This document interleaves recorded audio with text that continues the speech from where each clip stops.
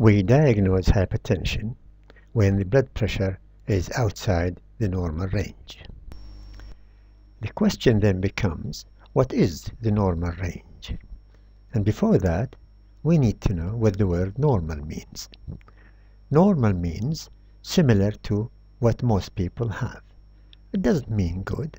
In fact, if you are too good, you might be abnormal.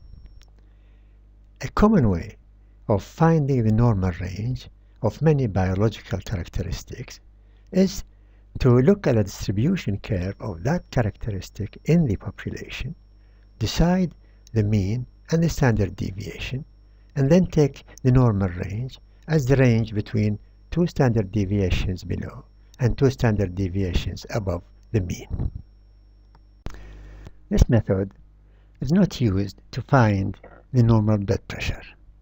It doesn't serve the purpose of finding what people to treat and what people not to treat. To know what people to treat, we need to know at what level of blood pressure it becomes harmful. The difficulty with this is that harmful effects of blood pressure are proportional to its level throughout its normal and abnormal range. The harmful effect of pressure on the arterial wall depends on the level of blood pressure. There is no cut point above which the pressure is harmful and below which it is not. That means lowering blood pressure will have a beneficial effect on the arterial wall, whatever the original blood pressure was. But of course, too much lowering might have a harmful effect as a result of impairment of perfusion of tissues, besides the possible harm and cost of the drug.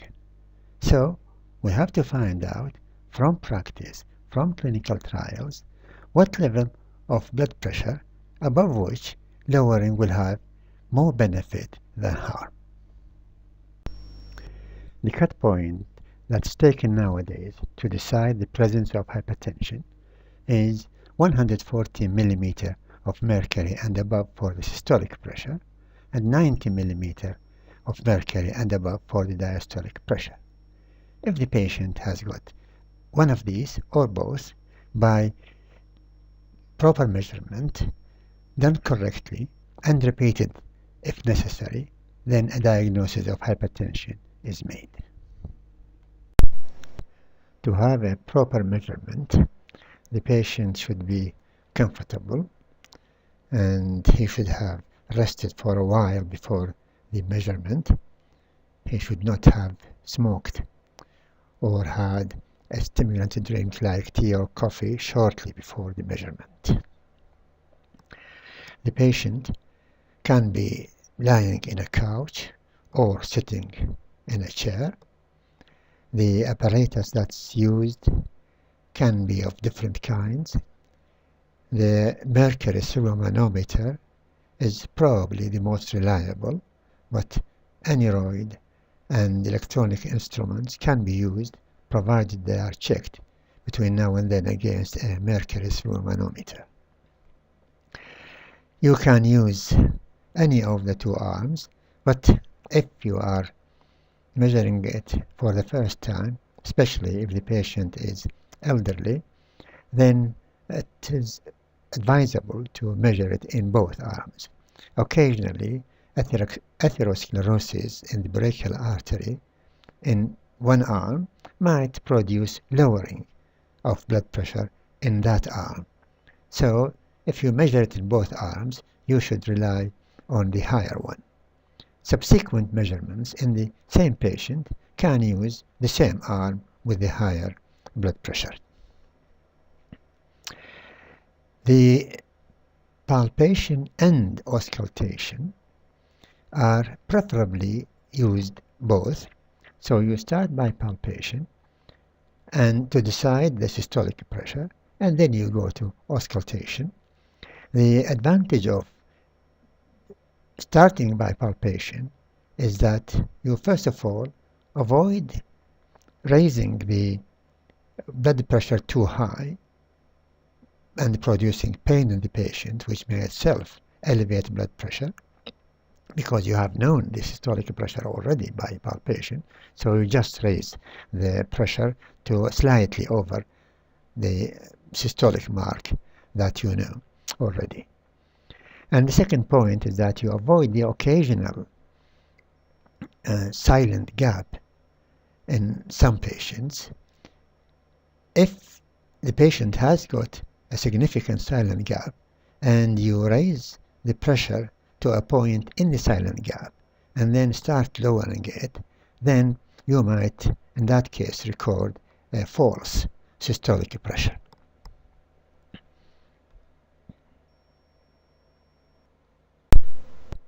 You may find different grading of severity in different books or sources, but the National Committee on Detection and Evaluation of Blood Pressure in the United States had made it easier by dividing hypertension according to severity into just two stages.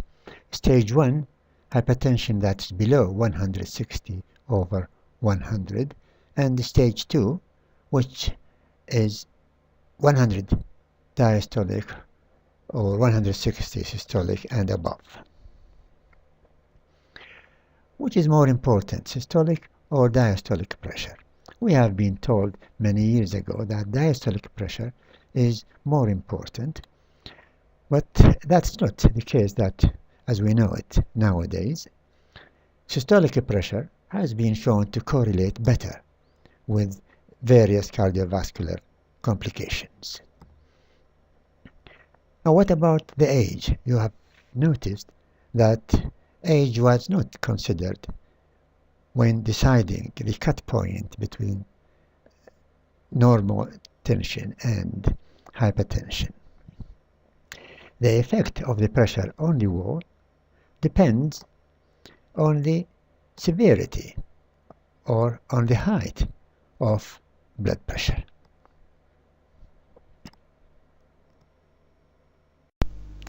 That doesn't mean, of course, that age has no effect on blood pressure. Blood pressure rises with age, slowly and steadily, which means that with the advance of age, more people will fall into the hypertensive category. The rise of the systolic pressure continues throughout the age, while the rise of the diastolic blood pressure decreases in rate gradually until it stops at about 60, after which it starts declining a little bit as a result of hardening of the arteries. That applies to both men and women, but you might have noticed that generally the pressure in women is slightly lower, both systolic and diastolic, when they are young. As they grow older, the pressure becomes similar to the pressure in men. After you diagnose hypertension, the second step is to decide whether it is primary or secondary. Most of the cases, more than 90% of the cases, will be primary. Primary hypertension is hypertension which occur in people who are from the beginning having a blood pressure higher than the mean. They fall in the higher part of the distribution curve in the population. And as they grow older, their blood pressure crosses the dividing line between normal tension and hypertension earlier than other people. Secondary hypertension is hypertension which is caused by a disease in some organ, most commonly the kidney, but can be in the endocrine gland, in the vascular system, or in the nervous system, or in other places. Consequently, primary hypertension starts at about middle age and progresses slowly and rarely reaches an extremely severe height. Hypertension that depart from this description is likely to be secondary, or secondary in a patient who already had primary hypertension. So, we should consider the possibility of secondary hypertension if the patient is young, if hypertension develops within a short period and progresses rapidly, or in cases of an extremely severe hypertension.